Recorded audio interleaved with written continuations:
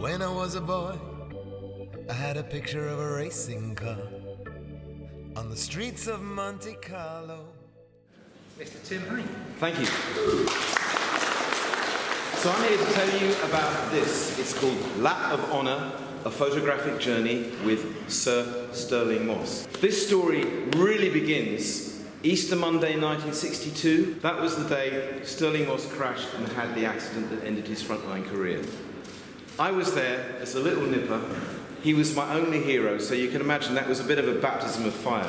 Within literally a few months, I had taken up the camera. I was just 11 years old, and I was taking pictures. By the time I was 14, I had won the British Automobile Racing Club contest 3 years running, after which they scrapped the contest. And by the time I got to 16, I gave it all up. Various teenage distractions came my way, basically, as Ian Dury would have said, sex and drugs and sausage rolls. And for me, I picked up the guitar and went off in that direction. Then, in 1998, a chap called the Duke of Richmond reopened Goodwood. That was the beginning of an amazing adventure, of what has become what I call the world's first fan's eye view of motorsport. I bought myself an old Pentax with a 400mm lens. It cost me just 120 quid. Just like the one I had when I was a kid. And I got my picture of Stirling Moss. That's all I wanted. When I took the picture, I never ever guessed that I would end up answering the phone to arguably the greatest legend in motor racing history, certainly in British motor racing history, telling me jokes that I wouldn't tell my mother. Tim's pictures are really great. What amazes me is that he has never held a press pass. That's why I say this is the world's first fan's eye view. And by the way, that quote was from Stirling Moss.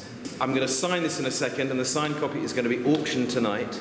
All my own words, all my own pictures, some beautiful encounters with so many of my heroes, many of whom I met through Stirling. My phone goes, and it says no caller ID. And I'm thinking, well, another insurance salesman, that I don't need. Then I remember that one of my bass players has no caller ID, so I answered it. An American voice says, Jay Leno here. Anyway, I just sent you something. Would you look and see if you like it? And my first words to Jay Leno were, you're lucky. He said, why am I lucky? I said, I thought you were some bugger selling insurance. And he said, I'm a bugger, but I promise you I won't sell you any insurance. This is a little song I wrote, entirely composed of Murray Walker misquotes. I played this several years ago at an XK festival at Goodwood, and I look up, and about where you're sitting is Stirling Moss and Susie with a mischievous grin on his face. He comes over to me after and said, I say, boy, I told Murray about your song, and he said, will you tell him next time you sing it so that he can go and hide? So many stories, so many things I can tell you about how I knew.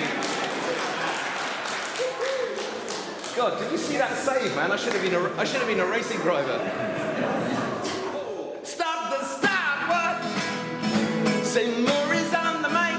Stop the stopwatch, yeah. We're counting down red lights.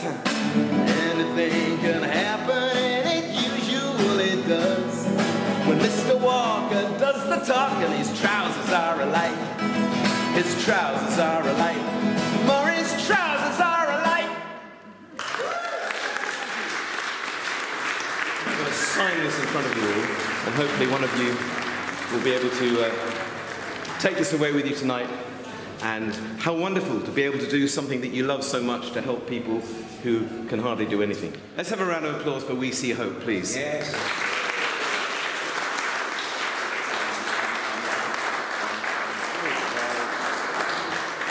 Thank you very much indeed. You are welcome. Top man. The bidding will be furious this evening, I'm quite sure, on this freshly signed, witnessed book here at Hope Classic Valley 2023. Oh, thank you. I was just trying to remember what year it was. 16th of June. It's done. So there we are. Lovely to meet you, and I hope to see some of you again in the forward.